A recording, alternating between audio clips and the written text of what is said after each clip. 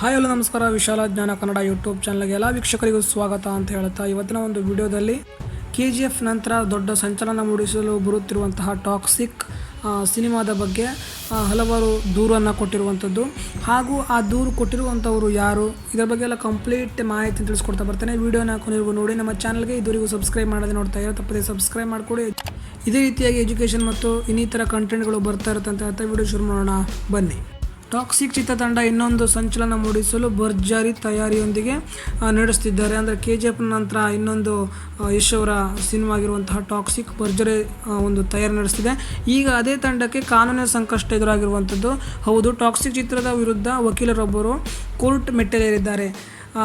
ಕೋರ್ಟ್ಗೆ ಈ ಒಂದು ಟಾಕ್ಸಿಕ್ ಚಿತ್ರದ ವಿರುದ್ಧ ಒಂದು ವಕೀಲರು ಅರ್ಜಿಯನ್ನು ಸಲ್ಲಿಸಿರುವಂಥದ್ದು ಏನು ಅಂತ ತಿಳಿದು ಹೋಗೋಣ. ಟಾಕ್ಸಿಕ್ ಚಿತ್ರಕ್ಕೆ ನಿರ್ಮಿಸಿರುವಂತಹ ಬೃಹತ್ ಸೆಟ್ನಿಂದ ಸಮಸ್ಯೆ ಎದುರಾಗಿದೆ ಎಂದು ಆರೋಪಿಸಿದ್ದಾರೆ. ಪಿಣ್ಯ ಪ್ಲಾಂಟೇಶನ್ ಜಮೀನಿನ ಬಳಿ 20 ಎಕರೆ ಜಾಗದಲ್ಲಿ ಹಾಕಲಾಗಿದೆ. ಅದು ಅರಣ್ಯ ಭೂಮಿಯಾಗಿದ್ದರಿಂದ ಅಕ್ರಮವಾಗಿ ಸೆಟ್ ನಿರ್ಮಾಣ ಮಾಡಿದ್ದಾರೆ ಅಂತ ವಕೀಲರಾಗಿರುವಂತಹ G. ಬಾಲಾಜಿ ನಾಯ್ಡು ಅವರು ಕರ್ನಾಟಕದ ಹೈಕೋರ್ಟ್ನಲ್ಲಿ ಸಾರ್ವತ್ರಿಕ ಹಿತಾಸಕ್ತಿ ಅರ್ಜಿಯನ್ನು ಹಾಕಿದ್ದಾರೆ.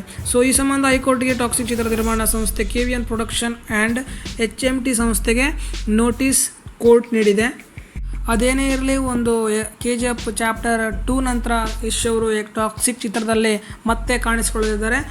ಇಷ್ಟು ಇವತ್ತಿನ ಮಾಹಿತಿ ಆಗಿತ್ತು. ನಮ್ಮ ಚಾನಲ್ಗೆ ಇದುವರೆಗೂ ಸಬ್ಸ್ಕ್ರೈಬ್ ಮಾಡದೆ ವಿಡಿಯೋ ನೋಡ್ತಾ ಇದ್ದರೆ ತಪ್ಪದೆ ಸಬ್ಸ್ಕ್ರೈಬ್ ಮಾಡ್ಕೊಳ್ಳಿ. ಇದೇ ರೀತಿಯಾದ ಎಜುಕೇಷನ್ ಆಗಿರ್ಬೋದು, ಇನ್ನಿತರ ಸೂಪರ್ ಕಂಟೆಂಟ್ಗಳಾಗಿರ್ಬೋದು ನಿಮಗೆ ತಂದು ತಲುಪಿಸ್ತೇನೆ. ಸಾಧ್ಯವಷ್ಟು ಲೈಕ್ ಸ್ಟಾರ್ಟ್ ಅಂತ ಹೇಳ್ತಾ ಮುಂದೆ ಮತ್ತೆ ಸಿಗೋಣ. ಜೈ ಹಿಂದ್, ವಂದೇ ಮಾತರಂ.